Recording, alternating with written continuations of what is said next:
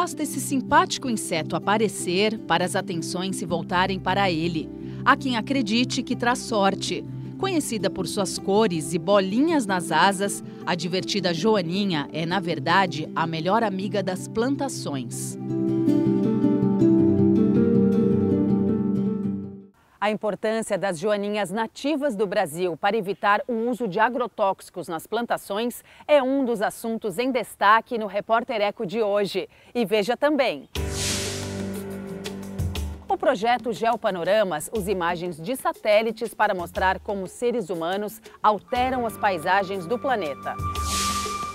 E o mestre quilombola Antônio Bispo dos Santos mantém vivos os saberes dos africanos escravizados trazidos para o Piauí para lidar com a natureza.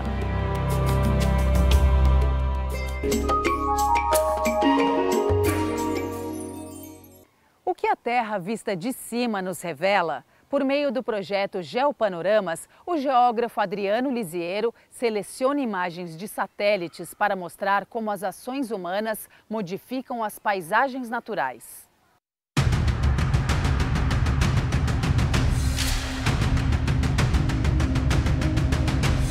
As paisagens de um planeta tão diverso como o nosso revelam muitas informações. O geógrafo paulistano Adriano Lisiero, morador de Santos, litoral sul de São Paulo, se dedica a olhar a Terra de cima, a partir de imagens de satélites, e a observar como as intervenções de 8 bilhões de habitantes ao redor do mundo alteram os cenários naturais.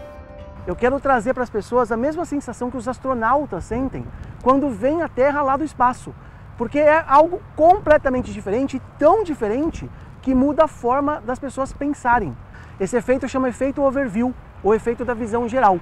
Então, quando eu retrato as paisagens de muito alto, por meio das imagens de satélite, eu proporciono que as pessoas pensem diferente o mundo e percebam que tudo está interligado. O nosso modo de vida constrói as paisagens do planeta. O que a humanidade faz deixa marcas sobre a superfície da Terra. Podemos criar cenários de igualdade ou de desigualdade e também somos responsáveis por manter ou não as incríveis belezas que existem aqui.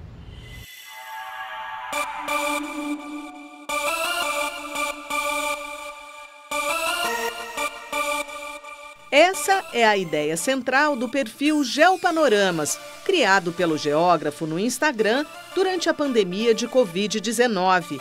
Ele se tornou conhecido com os posts sobre a tragédia no litoral norte de São Paulo, em fevereiro de 2023. Minha principal mensagem é que não é culpa da chuva. Naquele caso de São Sebastião, no litoral norte de São Paulo, a gente tem uma ocupação turística daquela orla muito grande por segundas residências, por residências de turistas. E aí os terrenos mais seguros ficam com as pessoas que têm mais dinheiro, que vão para lá para descansar, e os terrenos de risco, onde ninguém deveria viver, são ocupados pela mão de obra, pelos trabalhadores que trabalham justamente nessas casas dos turistas. Então eu quis mostrar que a questão social, ela é o foco da questão dos deslizamentos de terra, das mortes que infelizmente aconteceram.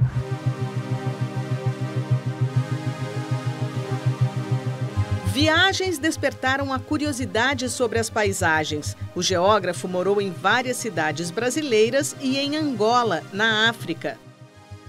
E aí, na pré-adolescência, eu fui morar em Angola, na cidade de Luanda, porque meu pai foi trabalhar lá e a gente ficou 4 anos e aquilo foi para mim um divisor de águas da minha vida. Porque eu estava assim, uma outra realidade, embora tenha muita conexão com o Brasil, Angola, mas as paisagens são muito diferentes, as pessoas, a situação da guerra me chocou muito. E aí, para mim, aquilo despertou a minha curiosidade sobre o mundo. E aí depois eu fui para a faculdade de Geografia na USP para entender aquela realidade que eu vi em Angola. O primeiro projeto dele foi o site Geografia Visual. É um blog focado em material didático, que é a área que eu trabalho hoje. Eu trabalho em editora de material didático, como editor, como autor. É um blog que já está há 12 anos na internet, já ganhou muitos prêmios, está no ar ainda, embora não tenha muito tempo de atualizar os conteúdos, mas ele é usado no Brasil inteiro por professores, alunos, é bem conhecido. Adriano Lisiero vai além da seleção de imagens ao apresentar textos que nos ajudam a entender as transformações da paisagem. E existem muitos projetos, muitos fora do Brasil. Eu talvez seja o único projeto no Brasil que trabalha com essa concepção da visão geral, aliado ao pensamento geográfico, mas os projetos, em sua maioria, trabalham com as imagens. Eu trago temas. Então, além de contar a história da paisagem, a história das pessoas que vivem naquele local, e aí que entra um pouco da minha experiência de documentarista, porque eu não me contento em ver as coisas do alto, a gente tem que descer para o nível do chão e ouvir as pessoas. Além de fazer isso, eu também conto um pouco de curiosidade sobre os lugares. Uma das imagens curiosas é esta da Bélgica. A divisão do espaço agrícola cria um desenho que lembra uma folha. Eu gosto de mostrar paisagens completamente diferentes daquelas que a gente está acostumado no Brasil, o nosso lugar de vivência, porque isso aumenta a nossa percepção da diversidade que existe no mundo. É uma forma diferente de dividir a propriedade rural entre as pessoas, de modo que as propriedades não fiquem desiguais. Por exemplo, uma área muito grande na mão de poucas pessoas, enquanto que a maioria fica sem terra, como acontece no Brasil, inclusive. Dunas também são destaque. É um exemplo maravilhoso da gente mostrar que as paisagens não são fixas, elas mudam. As dunas mudam também com o tempo, o vento leva as dunas para outros lugares, elas se movimentam. Quando a gente tira a vegetação das dunas, essa movimentação aumenta e porventura cobre cidades inteiras. Então, essa relação da duna com o ambiente mostra pra gente que a paisagem é dinâmica. O geógrafo que viaja pelo Brasil para alimentar a escrita do livro Somos Paisagem explica por que faz questão de destacar belezas. Eu quero que as pessoas se apaixonem pelo mundo, porque eu acho que isso que falta no mundo, amor. Quando a gente se apaixona pelas paisagens e vê que a Terra é diversa, que existem diferentes modos de viver sobre os lugares, a gente se torna mais curioso e passa a respeitar mais o nosso planeta.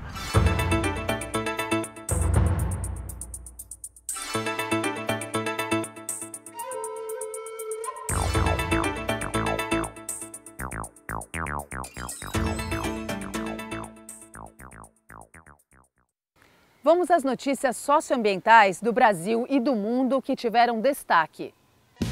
O Brasil tem 1.700.000 indígenas, cerca de 0,83% da população total do país.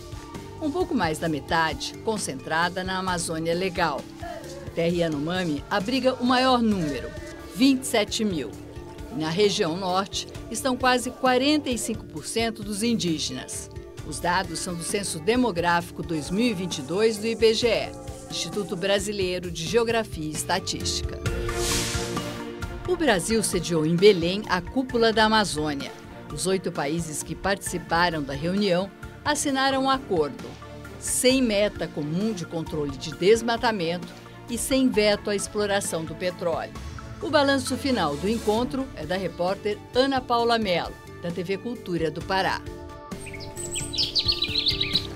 A Declaração de Belém é o resultado dos debates da Cúpula da Amazônia, formada pelos 8 países que compõem a Organização do Tratado de Cooperação Amazônica, a OTCA. O documento, com 100 parágrafos, traça as estratégias na busca pelo desenvolvimento socioeconômico e ambiental. Identificamos enormes convergências com os outros países em desenvolvimento com florestas tropicais e estamos convencidos de que é urgente e necessária a nossa atuação conjunta em fóruns internacionais. Entre os destaques da declaração estão o lançamento da Aliança Amazônica de Combate ao Desmatamento, o fortalecimento da Organização do Tratado de Cooperação Amazônica e a inclusão permanente da sociedade civil na composição da OTCA. Nós constituímos já, por exemplo, um mecanismo de autoridades de recursos hídricos. A cúpula foi dividida em 2 dias. No primeiro momento, os líderes dos países ouviram as resoluções dos representantes da sociedade civil como porta-vozes das 6 plenárias nos diálogos amazônicos. Os documentos foram entregues aos líderes com a cobrança para que os relatórios não fiquem nas gavetas da Organização do Tratado de Cooperação Amazônica por mais 14 anos. uma crítica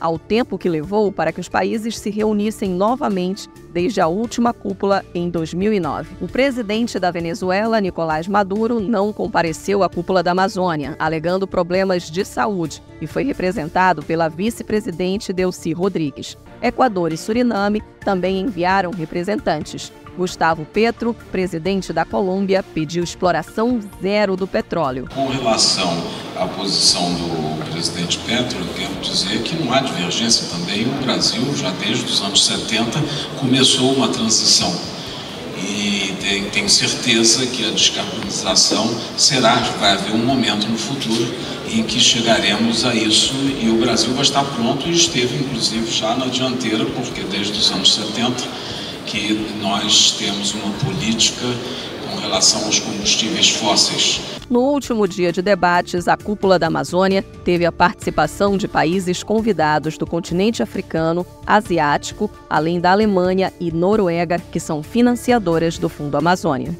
O que nós devemos é nos unir e irmos para os debates sobre clima, a COP28, falando em nome das florestas tropicais do mundo, não é? E essa voz tem que dizer que nós prestamos serviço à humanidade e queremos ser pagos por esse serviço. A cúpula da Amazônia inicia o caminho até a COP30, que também será sediada em Belém em 2025. São eventos globais que têm o objetivo de colocar o Brasil e os outros países com bioma amazônico no protagonismo das discussões socioeconômicas e ambientais no mundo. O que faz a COP30 ser aqui é a Amazônia. E todos os estados devem se sentir mobilizados e envolvidos em torno desta causa.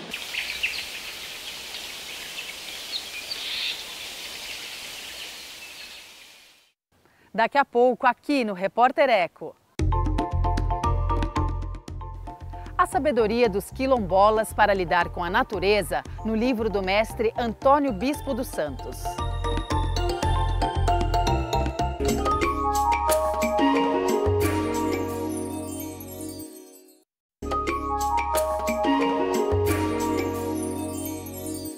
A Terra Dá, a Terra Quer é o título do novo livro do mestre Antônio Bispo dos Santos. Ele narra as vivências no quilombo onde cresceu, no Piauí. Em destaque, a sabedoria dos povos de origem africana para lidar com a Mãe Terra.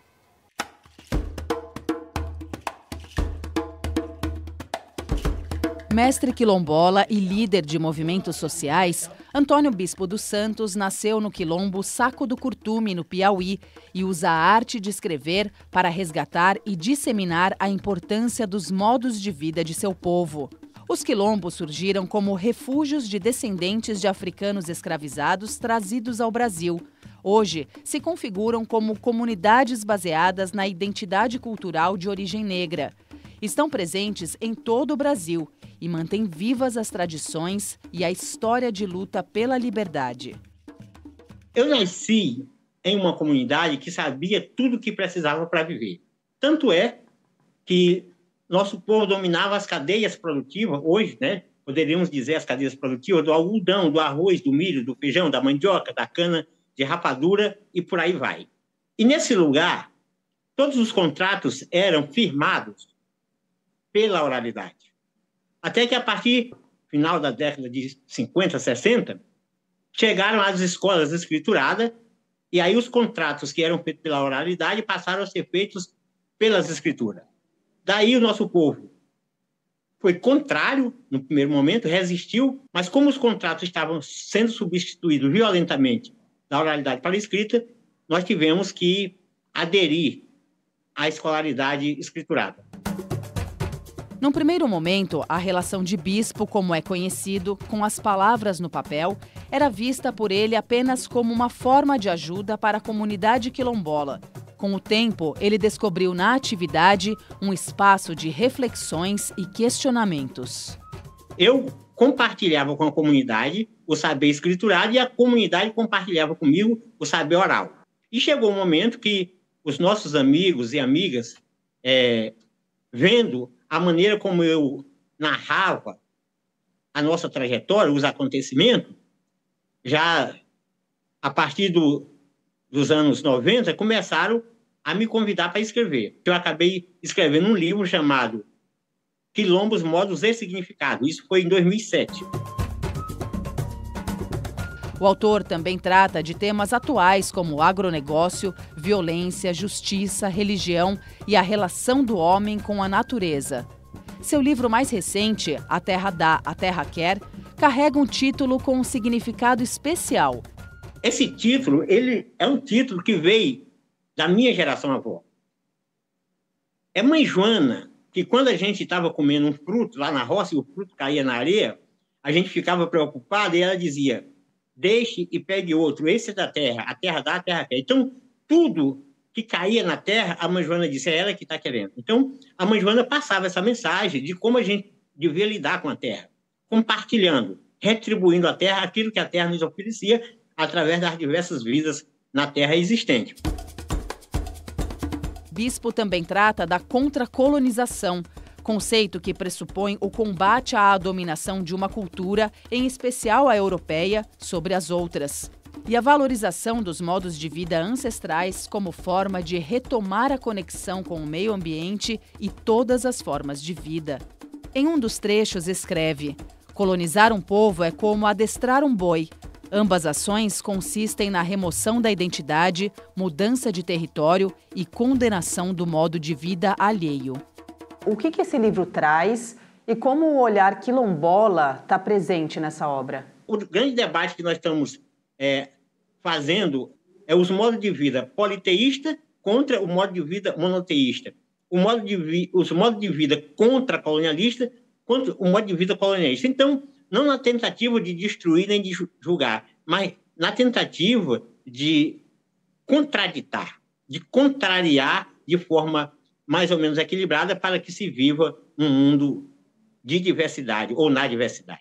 Então, ele, na verdade, é uma mensagem e um chamamento para melhorar as nossas relações com todas as vidas, mas principalmente com a vida mãe, que é a Terra.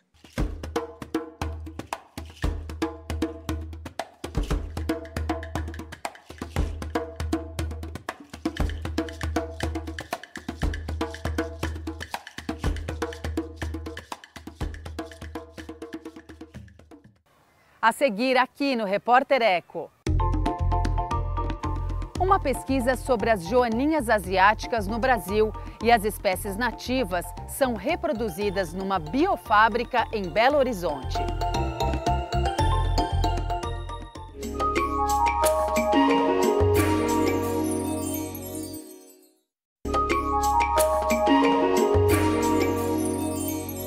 Cientistas da Embrapa e da Universidade de Brasília pesquisam os efeitos das joaninhas que vieram da Ásia sobre as espécies nativas do Brasil. Esses insetos, que encantam crianças e adultos, são grandes aliados das lavouras. E o Brasil já tem até biofábrica de joaninhas em Belo Horizonte.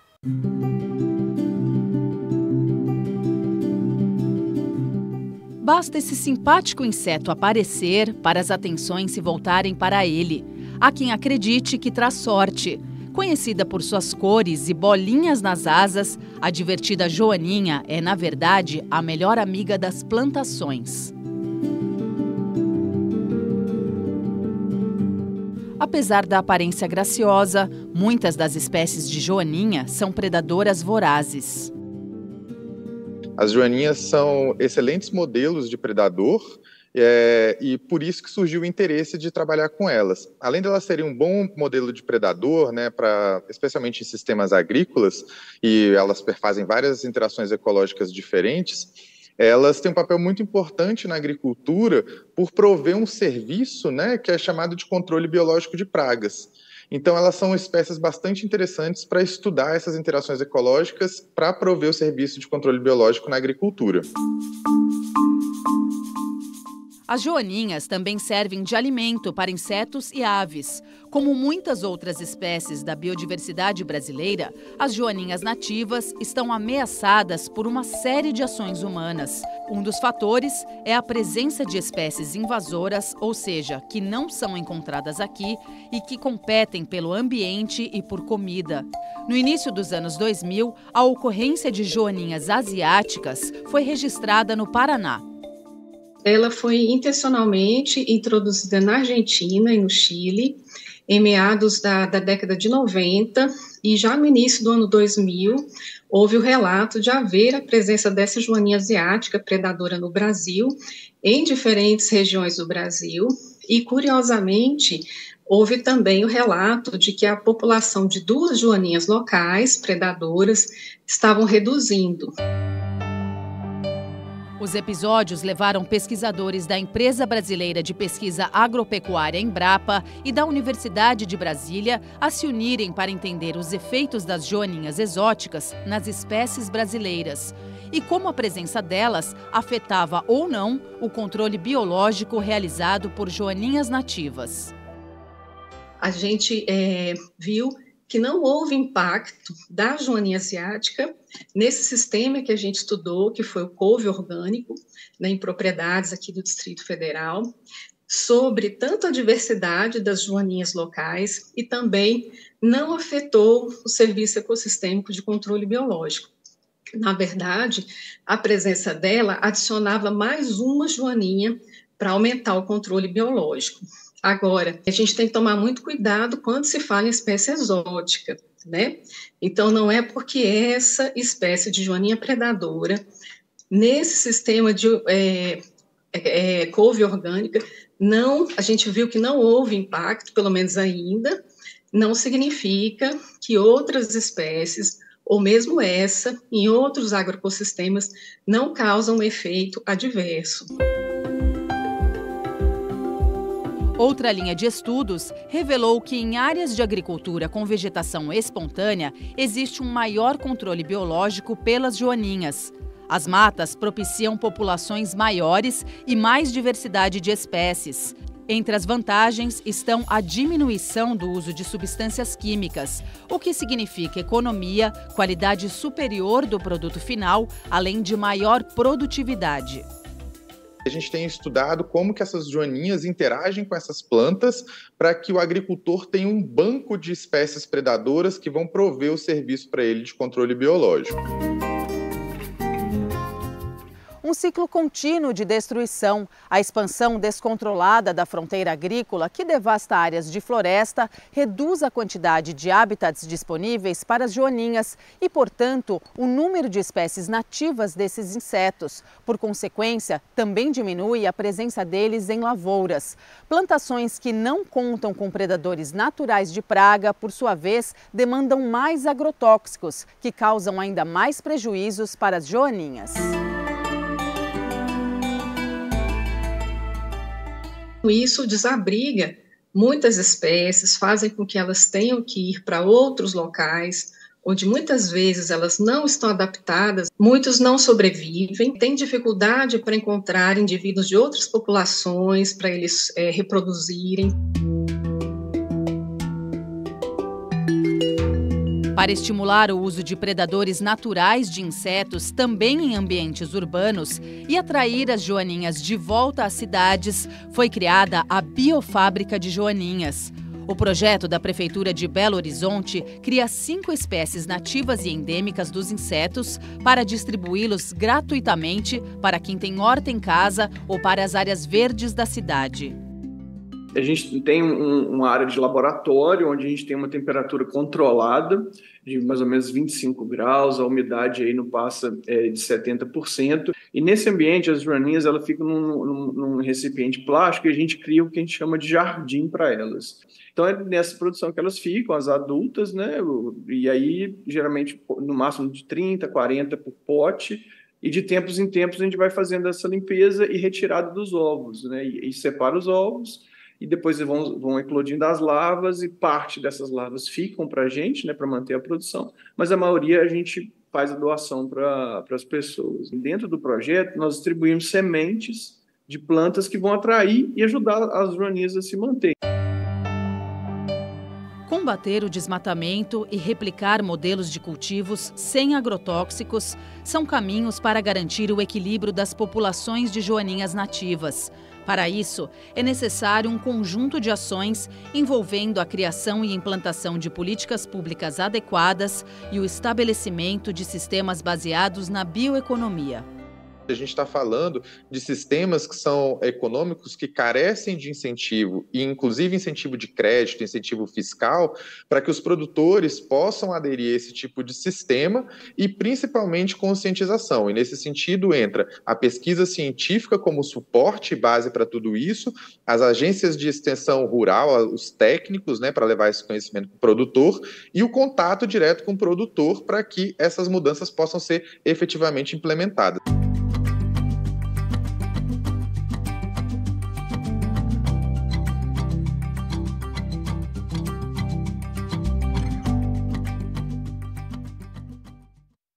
Que as joaninhas nativas continuem nos ajudando nessa tarefa de diminuir o consumo de agrotóxicos.